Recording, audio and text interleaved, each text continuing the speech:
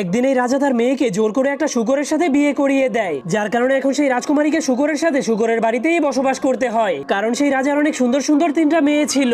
এরপর একদিন যখন রাজা নিজেই বাজারে যাওয়ার জন্য প্রস্তুতি নিচ্ছিল, তখন সে তার মেয়েগুলোকে জিজ্ঞেস করে, বলো আজকে তোমরা কি উপহার চাও? তখন সব থেকে বড় মেয়েটা বলে, আমি সোনার ড্রেস চাই। আর মেজো মেয়েটা বলে, আমি রূপার ড্রেস চাই। কিন্তু সব থেকে ছোট মেয়েটা বলে, আমি এসব কিছুই চাই না, আমি শুধু চাই একটা কথা বলতে পারা আঙ্গুর এবং একটা জীবন্ত আপেল। কিন্তু এই জিনিসগুলো বাজারে পাওয়া অসম্ভব ছিল। কিন্তু রাজা তার ছোট্ট মেয়েটাকে সব থেকে বেশি ভালোবাসতো, এজন্য সে তাকে বলে, আমি তোমার জন্য এসব খুঁজে আনার চেষ্টা করব।